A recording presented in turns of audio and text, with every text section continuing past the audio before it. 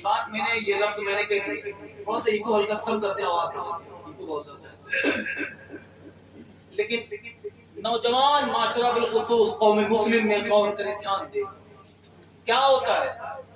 رات کے وقت میں رات کے ٹائم میں ہم نے یہ مصرع پڑھا صبح کی نیند آتی ہے حضرات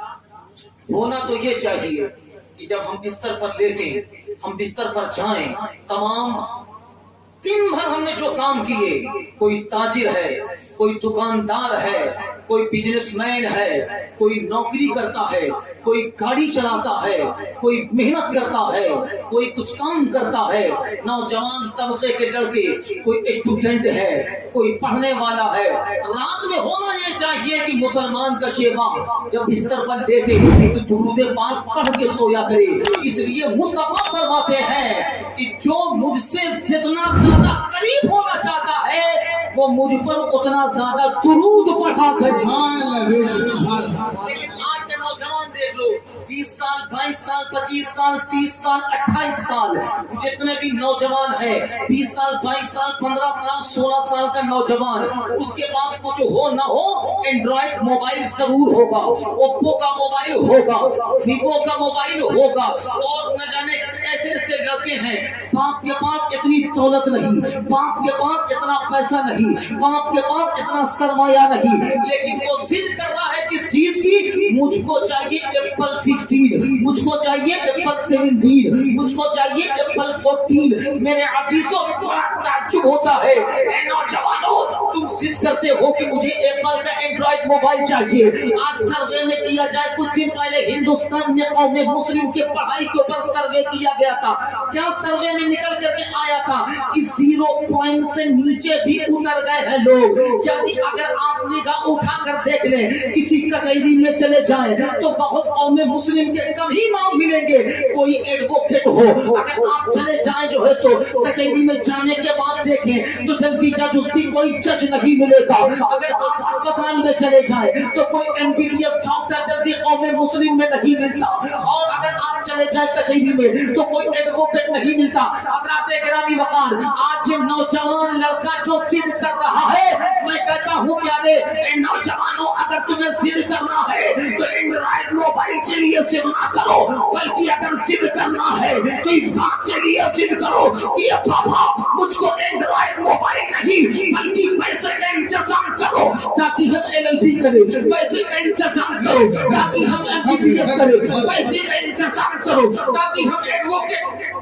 پیسے کا انتظام کرو تاکہ ہم جج بنے پیسے کا انتظام کرو چاہے ہم کام کریں پیسے کا انتظام کرو تاکہ ہم بھی کام کریں پیسوں کا انتظام کرو تاکہ ہم پڑھ لکھ کے کامیاب ہو جائے حضرات گرامی وقار ایک جملہ کہنا چاہوں گا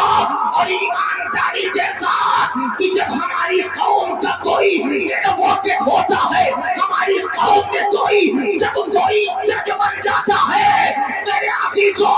کچھ کرے نہ کرے لیکن اتنا ضرور کرتا ہے کہ وہ کسی بے گناہ کو کبھی سزا نہیں ہونے دیتا نعرے تکبیر نعرے رسالت نعرے رسالت عرف شیخ سعد اللہ شاہ علیہ الرحمہ نعرے تکبیر نعرے رسالت سبحان اللہ آواز سمجھ میں آ رہی کہ نہیں آ رہی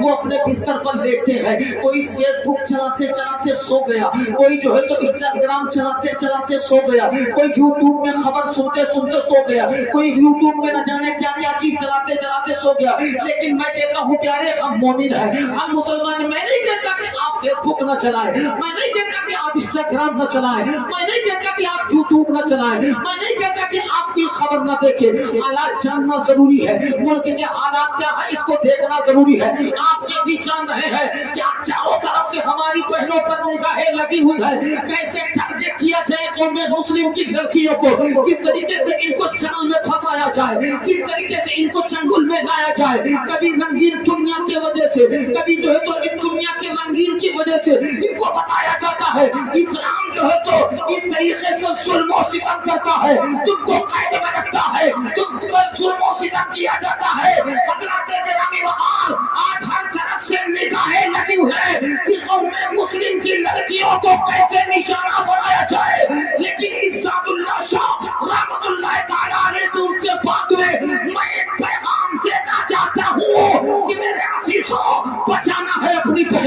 बचाना है अपनी बेटियों को, बचाना है कौम मुस्लिम की लड़कियों को, उनको बेपर्दा किया जा रहा है, रंगीन दुनिया दिखाई जा रही है, कॉलेज और हॉस्टल के नाम पर न जाने कैसे कैसे किस तरीके से उनको बेनकाब किया जा रहा है, और न जाने कौन कौन से लोग उनको अपने चंगुल में ले जा करके अय्याशी का सामान बनाना चाहते हैं। मैं एक पैगाम देना चाहता हूँ प्यारे कि हर घर में हर बाप पर लाजमी है, हर माँ पर लाजमी है, हर बड़ी बहन पर लाजमी है,